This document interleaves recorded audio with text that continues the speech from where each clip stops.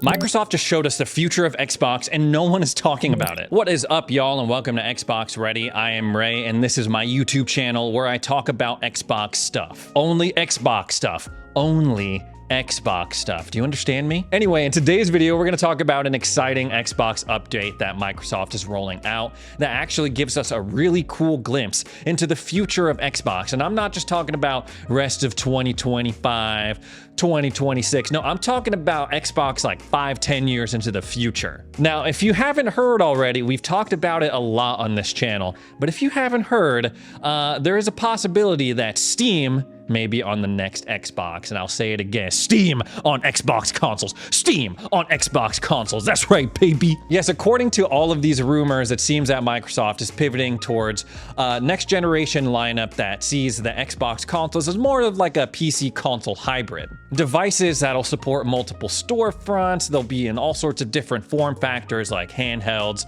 flagship consoles, cheap-ass consoles. But the big story that a lot of people seem to be latching onto, and a lot of what people are hoping for, is that it's gonna be, like more like a PC. No longer will you be confined to one storefront. If you see a game on Steam that's not available on Xbox, you'll have the freedom to play it from the luxury and comfort of your couch, versus going total shrimp mode at your desk, at your computer. These rumors linking Steam to the next Xbox have only gotten a little bit more steam. See what I did there? When Xbox started revealing that they were going to integrate the Steam library into the Xbox PC app, they took it a step further, showing off exactly that feature in the Xbox full screen experience when they revealed the Xbox Ally X. The aggregate gaming library, they called it. But the good news is you won't have to shell out almost $1,000 just to see what this is all about, because Microsoft is rolling out an update where you can check it out yourself right now in the Xbox PC app. I'll show you exactly what I'm talking about here. So if you go on over to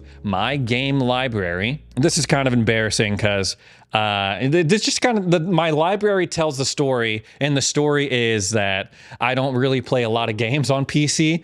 I got 1, 2, 3, 4, 5, 6, 7, 8 games, quote unquote games total, because one of those games is Solitaire, the other Wallpaper Engine in my library. But even in my small little humble gaming library on my PC, you can see exactly what this update is talking about. You have my games from Xbox, Chivalry 2, Grounded, Halo Infinite, all with that Xbox Game Pass tag. And then you go on over a little further, this is where you start to see games with the Steam icon in the bottom left. So no longer will I have to go launch Steam separately. I can literally, everything is here in my Xbox PC app. So if I say, hey, I want to play Mountain Blade Warband, not even Mountain Blade Bannerlord, Mountain Blade Warband, I can go ahead, click that. It doesn't have nearly as much info as it would on the Steam page, but it still has the essentials: play, see in Steam. I can also manage my extensions as well. And then I press play and bam, it just kind of launches. Here's the thing though, even though I press play from the Xbox PC app, it'll still ask me if I want to launch Steam. And when I switch over to the other window, Steam is already there. And it's useless because, as you can see, the game is already launched into its own separate launcher. So by pressing play, I simultaneously launch two different things. I wonder if there's a way where I could just tell Steam to shut up, because this is totally unnecessary. If you go on over to the sort by tab, you can even go and say, hey, I want to look at all of my games in the Epic Game Store, which, I was pretty rough on the Epic Game Store, me and Mr. Jimmy Champagne. But the fact of the matter is that they give a ton of free games away. It's actually crazy. So all of those games that you're claiming free through Epic Games, you can sort by those, see, and even Battle.net games you can launch from your Xbox launcher, as well, as you can see from this drop-down menu. If I just want to see all my Steam games, I click it, boom, they're all there. But I understand this is on PC. What does this have to do with my console audience? Well, just wait just a damn minute, because when I switch on over to my ROG Ally, this is where you can really see the future of Xbox taking shape. I fire up my Xbox Ally, and yes, it is a handheld gaming PC. So I'm once again using the Xbox app for PC, but this time it's in handheld mode, so it looks a little bit more like a console interface. Not as much as the Xbox full screen experience, but it's kind of there. And over here, you see the same same sort of thing. You see my Game Pass games, my Xbox installed games, Grounded 2, Neon White, and then look what we got here. Right before we get to the Oblivion remaster, we see E for Enshrouded, and you see that little Steam icon in the bottom left. And what's even cooler is if I go a little bit farther right, we see that Play History tab that Xbox just added, and it lists games that aren't even installed on my Ally. I click on it, and there are some games that I can launch natively right on my Ally, like the Oblivion remaster, but it's synced up my entire play history. So Expedition 33 is on here, Gears of War Reloaded is on here, Black Myth Wukong, and even though I don't have those games installed, Xbox is like, hey, we can provide you a way to play this game. I thought that was a really nice touch. Like, yeah, you may not have the memory for this game, but we'll still find a way to make sure that you can play it if you really want to. Same sort of thing, I can launch Enshrouded right from here. I did a video about the ROG Ally showing us the future of Xbox right before the June showcase, or how future Xboxes were gonna look like. But back then, I was using the example of, oh, I open up the Armory Crate app, I open up Steam, I open up the Game Bar, I open up Steam. Now it's even more streamlined, because again, it's all in the Xbox app. I don't even need to back out to the Armory Crate app. I hit a few buttons, I'm launching Steam games, I'm launching Xbox games. If I had any Epic Game Store games, I will launch them. Same thing with Battle.net. The Play History tab, consolidating your game library and your game launchers. That is everything that Xbox is currently working towards with the ROG Ally,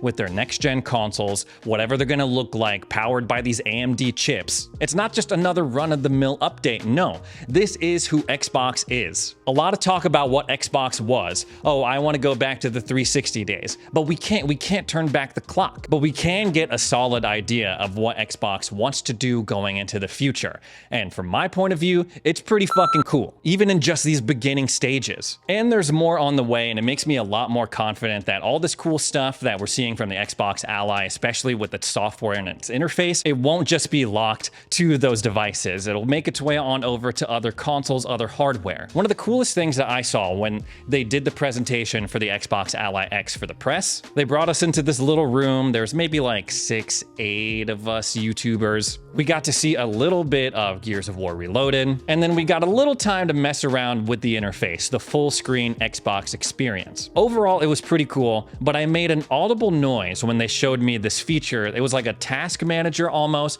You press a button and the view shifted to show you these different apps, and you can scroll through them and launch them immediately rather than backing out to the home screen. I was like, oh, that's cool. And then someone else behind me was like, yeah, it is cool, huh? And what's even cooler is that exact feature, they're testing it with the intention of rolling it out to Windows 11, specifically for use with your Xbox controller. You'll be able to summon this little task view by pressing the Xbox guide button. According to the Windows Insider team, they said a new change we're introducing is when you long press the Xbox button, because short pressing brings up the game bar. And then of course, if you hold it for longer, it'll power down the controller. Now they're saying that this is only something that's going to be on gaming handhelds.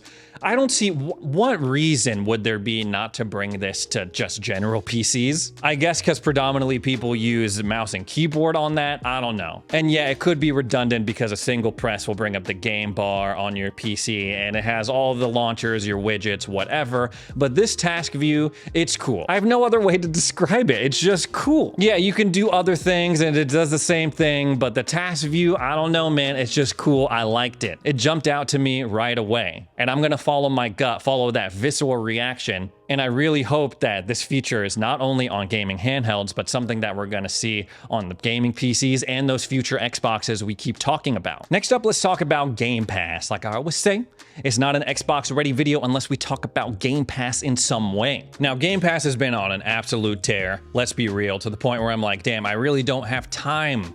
I don't have time to play through all these damn games. Not just the one on Game Pass, but the ones that keep coming out at random, or seemingly at random. In the month of September, it's no different. We got some solid games coming. Visions of Mana, Frostpunk, Modern Warfare 3, I'm really confused because I thought this game was already on Game Pass. Because we're not talking about the old Modern Warfare 3, no, we're talking about the one that just came out in what, 2023? Like, was it on Game Pass and then they decided to take it off? But that doesn't make a lot of sense because Xbox owns Call of Duty now. Why can't they just put every Call of Duty onto Game Pass? It doesn't make any sense. So yeah, Modern Warfare 3 coming to Game Pass. Is it being added to PC Game Pass, or like, there's got to be a catch to it? Anyway, none of that matters, because also coming to Game Pass this month, or making its triumphant return, is Hades. Not Hades 2, just the regular Hades, that first one with Zagreus. And my friends, if you play only just one game for the rest of September, let it be Hades. Please. This game, I can't even begin to tell you how much I enjoy this game. This is the game that I compare all roguelikes to, in the same way that I compare all Souls-like games to Elden Ring. I know it's not right. I know there's going to be a bunch of people saying, oh, there are way better games in that genre than Hades. I don't give a damn. When I picked up Hades on the Switch, I could not put this damn game down. It is seriously addictive. The art style is gorgeous. The voice acting, guys. This is like one of the strongest casts and performances that you will ever hear in a game. I'll put it right up there with like Yuri Lowenthal's performance in Spider-Man, Melina Juergens in Hellblade. Like, it is seriously that good. The possibilities, the gameplay loop, it's endless. Even when you finally make it to the surface, well, I won't spoil it, but the different weapon combinations, God's blessings. It even gets to the point where you're like, you stop feeling salty for dying and then being sent back to Hades' throne room. Because you're like, okay, well, I want to buy more stuff from my room, unlock more stuff, talk to other people, see these ever-changing branches of dialogue, and then go back out there and be exposed to even more dialogue, more story. I swear to the gods on Mount Olympus, I had to have played and died like dozens of times over before I finally got a repeat line of dialogue. This ain't no Skyrim, Oblivion-ass dialogue system where they got like the same 2 voice actors and bits of dialogue for a million people. No, this is, I don't even know how they do it. How did they do? I need to talk to someone about this. So yes, my Game Pass subscribers watching this, if you haven't, it's been out for a while, I know, but please play Hades and then come and talk to me about it. DM me on Xbox. I don't care, because I love this game.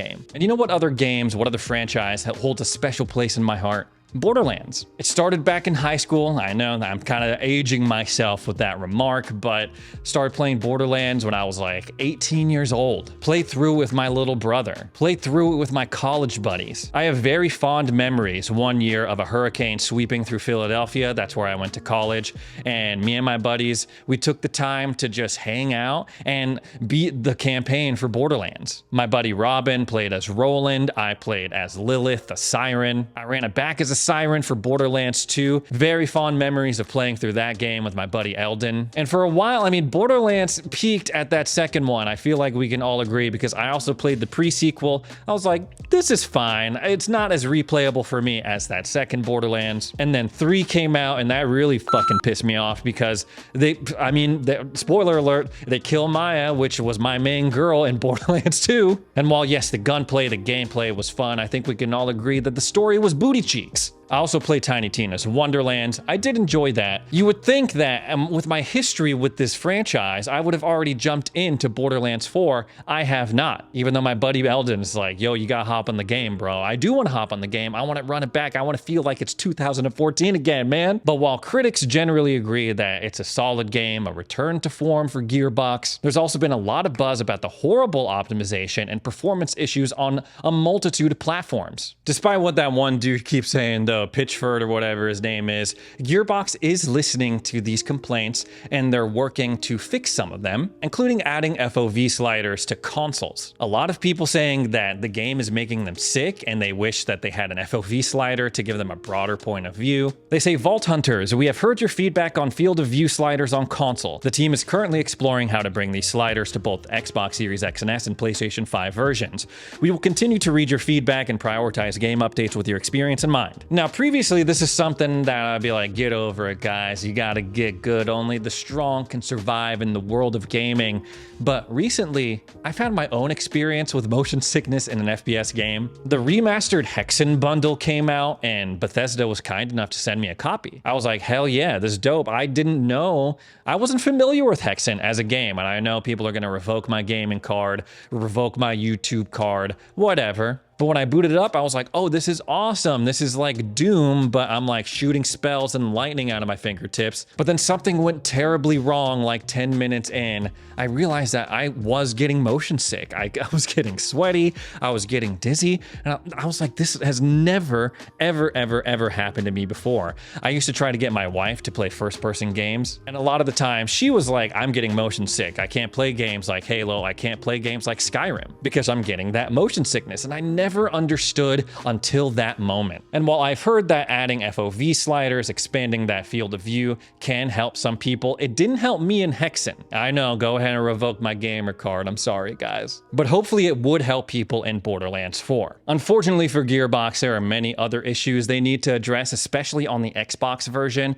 where people are reporting massive frame drops. The frames dropping is one thing, but the memory leak, like people are reporting that the game's performance drops the longer that you play, indicating a memory leak on both the Series X and S versions. But if you look at Randy Pitchford again, he's like, nah, there are no performance issues. This is a premium game for premium people, whatever the hell he's saying. No, this is a problem that needs to be fixed. This isn't the first time that Gearbox has done something like this, though. I remember when Borderlands 3 dropped, me and my buddy were so excited to play it split screen like we did with Borderlands 2. I don't remember running it terribly to the point that I didn't enjoy the game, but when Borderlands 3 came out and tried to do split screen on the Xbox One, no, it just wasn't working. Like, you'd open up the menu and the game would just like grind to a halt. But ultimately, I root for Borderlands, I root for this franchise, I root for Gearbox. So I'm hoping that, well, I mean, I'm sure they'll get around to it because the game seems popular, people are buying it, but I'm hoping that we see fixes to these issues sooner rather than later. Anyways, guys, that's all the Xbox stuff I have to talk about today. Thanks so much for joining me for another edition of Xbox Ready. If you made it this far into the video, please consider subscribing. Thanks again for watching, and see you in the next one.